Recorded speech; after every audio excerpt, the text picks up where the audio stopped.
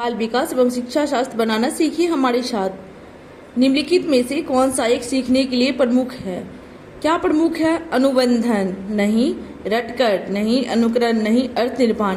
अर्थ निर्माण करेगा तो बच्चा ज्यादा से ज्यादा सीखेगा। प्याजे तथा वाइगोत्स्की के अनुसार एक रचनात्मक कक्षा कक्ष में अधिगम कैसे कराया जाएगा? शिक्षक द्वारा लिखवाया जाता है। विद्यार्थी निष्क्रिय नहीं, विद्यार्थी को निष्क्रिय नहीं कहेंगे, नेगेटिव। उद्दीपक तथा अनुक्रिया के जोर से होता है, जोर भी नहीं देंगे। बच्चे को डांट कर फटकार कर जोर से नहीं पढ़ाया जा सकता। शिक्षक का पुनर्वरण किया जाना, शिक्षक का पुनर्वरण भी नहीं किया जाएगा तो क्या बचा?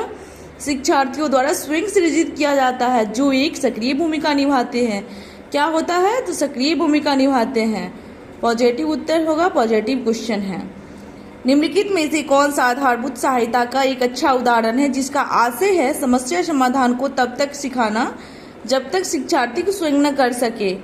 उसे आधा बता करके कैसे हम बच्चे को पढ़ा सकते हैं? गलत हो गया। उसे कहना कि जब तक वो समस्या का समाधान नहीं कर लेती तब तक घर नहीं जा सकती, ये भी गलत है। बच्चों को ऐसे करके नहीं रोका जा सकता। समस्या का समाधान जल्दी देने के लिए पुरस्कार देना नहीं, बच्चे को पुरस्कार नहीं दिया जाता है, निगेटिव शब्द है। उसे यह बताना कि वह बार बार प्रयास द्वारा कर सकती है, हाँ ये पॉजिटिव है।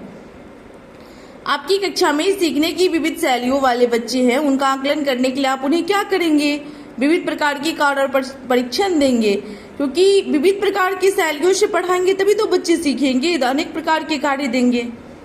आजकल बच्चों की गलत धारणाओं को वैकल्पिक धारणाएं कहने की एक प्रवृत्ति है, इसे कहा जा सकता है बच्चों की गलतियों की व्याख्या के लिए मनोहारी शब्दों का उपयोग नहीं, निगेटिव। बच्चों को उनकी सोच में प्रौढ़ों के समान, बच्चा प्रौढ़ के समान कैसे हो सकता? बच्चों के समझ में सूक्ष्म भेद करना, भेद भी नहीं करेंगे, निष्क्रिय भी नहीं करेंगे। बचा कौन? पहचानना कि बच्चे सोच सकते हैं, उनकी सोच प्रौढ़ों से अलग भिन्न होती है, हाँ ये सही है। निम्नलिखित में से कौन सा एक माध्यमिक विद्यालय की कक्षा कक्ष में शिक्षक की भूमिका का सर्वोत्तम उचित वर्णन करता है? चर्चाओं के अवसर उपलब्ध कराना, यहाँ तो पहला ही उत्तर सही है, अवसर उपलब्ध कराना। अभिप्रेरणा और अधिगम के बारे में निम्नलिखित में से कौन सा कथन सही है? अधिगम केवल तभी प्रभावी होता है जब शिक्षार्थियों में भीतरी प्रेरणा हो।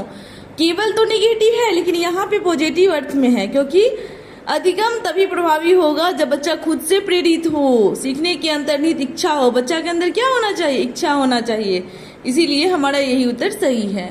सीखने के बारे में निम्नलिखित कथनों में से कौन सा एक सत्य है? सीखना कौशलों के संचय के समान है, नहीं, संचय के समान नहीं है। सीखने को सामाजिक क्रियाएं सुविधा देती है, हाँ सीखने को क्या सुविधा देती है? सामाजिक क्रियाएं। हम सामाजिक प्राणी हैं, समाज में रहकर ही क्रिया करते हैं, तो क्या देती है? तो सुविधा देती है। निम्नलिखित में से कौन सी एक महत्वपूर्ण गतिविधि बच्चों को सीखने के लिए सक्षम बनाती है? पुरस्कार नहीं, निर्देश नहीं, व्याख्यान नहीं, क्या संवाद, बातचीत करेगा तो बच्चा क्या होगा? जल्दी सीखेगा। विकास के बारे में निम्नलिखित में से कौन सा एक कथन सही है? विकास भिन्न व्यक्तियों में भिन्न गति से होता है, हाँ बिल्कुल सही है। विकास भिन्न अलग अलग व्यक्तियों में अलग अलग होता है। मध्य बचपन अवधि 6 वर्ष से 11 वर्ष।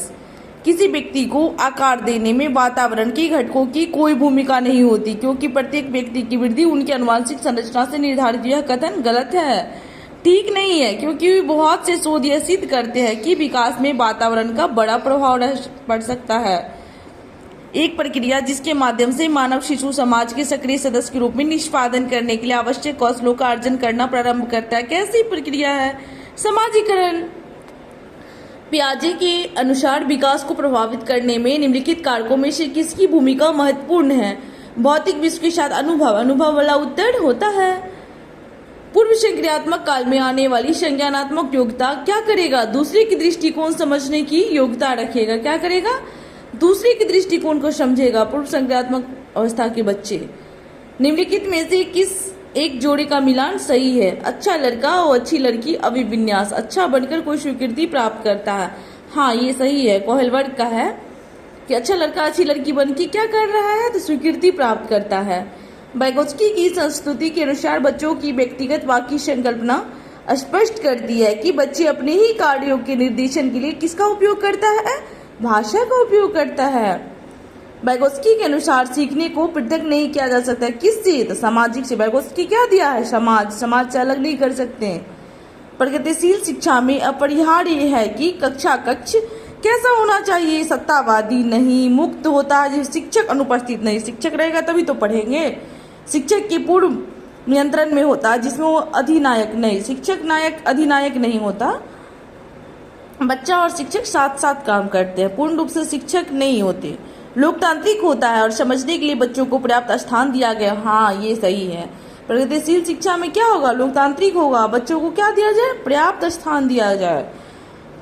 कौन सा एक उदाहरण भाषिक बुद्धि वाले व्यक्ति को दर्शाता है? स्वर, राग और सुर के प्रति संवेदनशीलता नहीं, ध्यान देने, दूसरा अंतर कर सकने नहीं, तर्क की दीर्घ संभाल नहीं, शब्दों के अर्थ, क्रम तथा भाषा के विविध प्रयोग वाला उत्तर होता है के प्रति संवेदनशीलता।